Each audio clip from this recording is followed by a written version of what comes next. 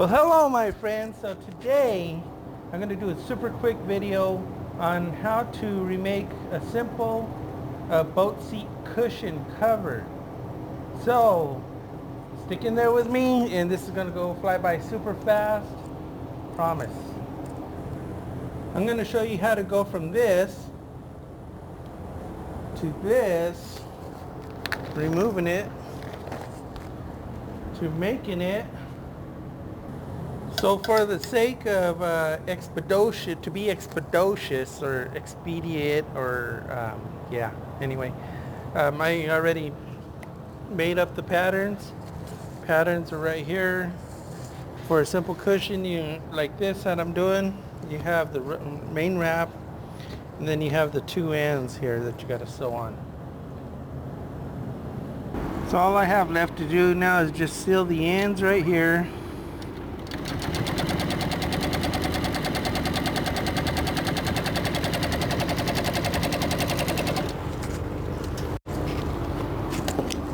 Had to leave a little bit of sewing so that you have something to see in the video. So we're going to trim off the excess there. Okay, we're going to fold it in half. So this is technique number 34. It's way down on the numbers list because it's one of the most commonly used and one of the most important here with upholstery. What I'm going to do is I'm going to find the center here and mark it.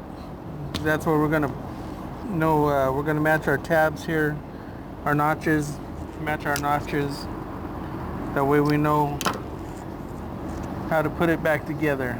So I have my notch right there.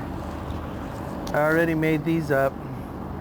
Oh, guess what? This one doesn't have a notch. Okay, let's notch this one.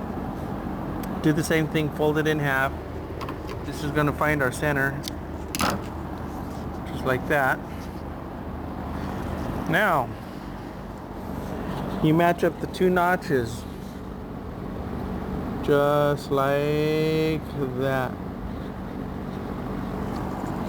And that's where we're going to start sewing.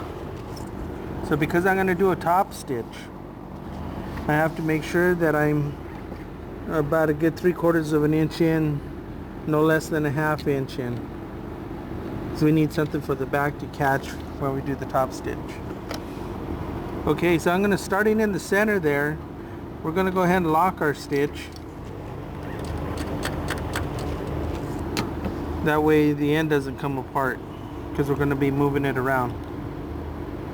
Okay, so let's go ahead and give it a start here. Got a rounded corner, so we're going to pull it as we're sewing to make that corner.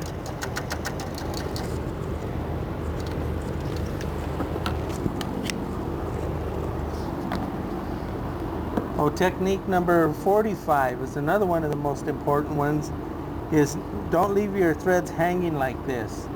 Okay, make it a good habit whenever you're done sewing, clip those. You don't want them getting caught in your machine or just looking terrible. If somebody sees threads hanging out like that anytime in the future, if this thing ever gets tore apart, however many years in the future, somebody's going to see those threads hanging out and they're going to be talking about you, how you left the threads hanging out. Okay, so we're going to flip it over. You don't have to back stitch that second time because it's already locked in on the first time.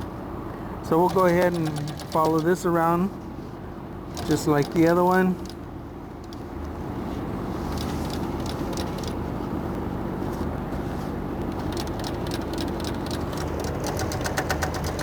Lock your ends there. So now we're going to trim the threads. Now we're guaranteed to be centered every time because we match the notches here. We match the notches, start from the center, work your way out, flip it over, start from the center, work your way out, and then you have a perfect end here. So on this particular one here, and it might be the same on some of your boat cushions, we're going to go ahead and do the top stitch.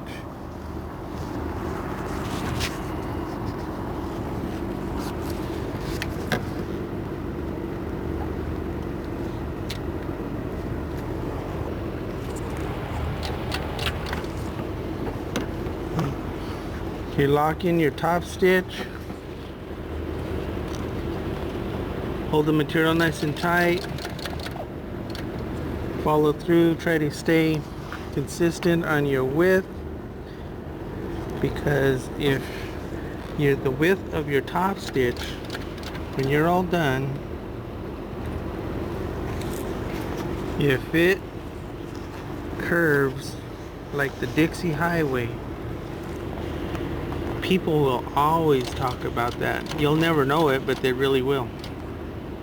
And if they know who you are that did it, that's not good. Then you get a bad reputation. So don't do it.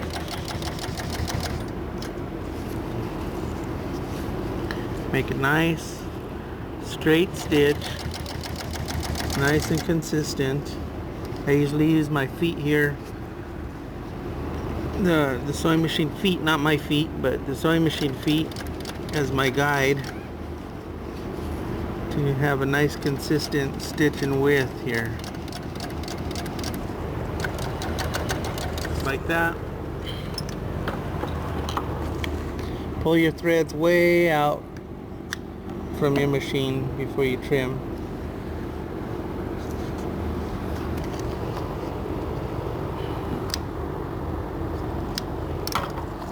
Now, this is one of the ends, and this is what it'll look like. Just like that.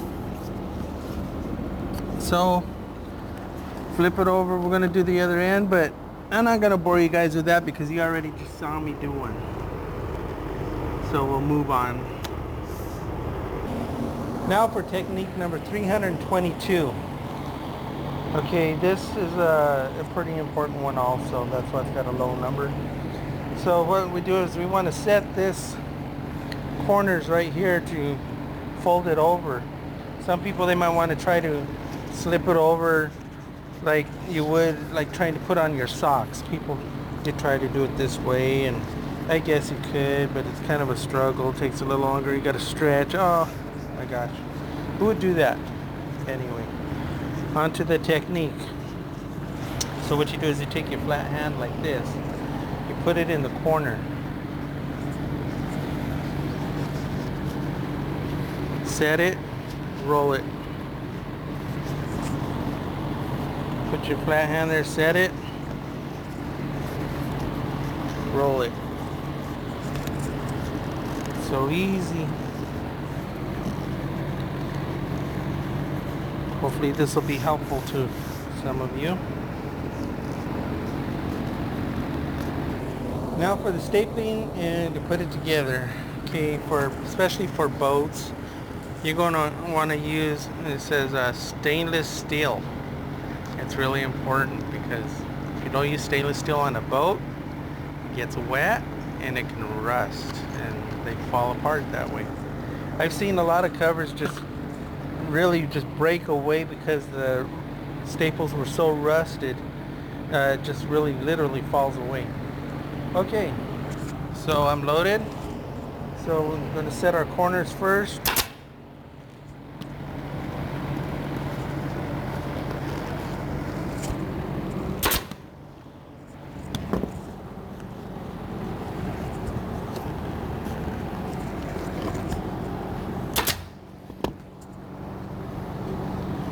Then what I'll do is I will start from the center right here and then work my way out from the center.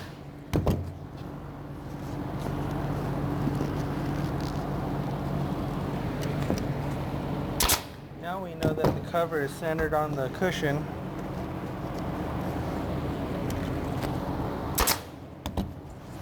No guessing. So the reason I have this old piece of carpet on the table when I'm working on something like vinyl like this is so that way I don't scratch the vinyl.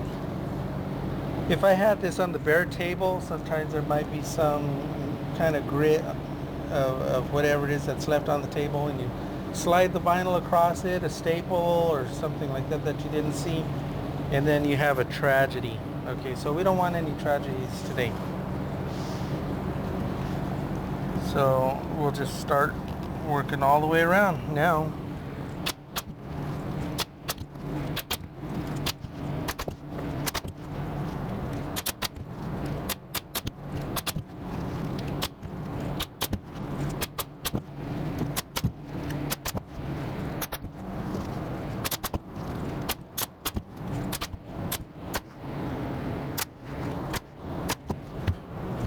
And voila, we have it. Oh, that's my little French lingo. I'm sorry about that.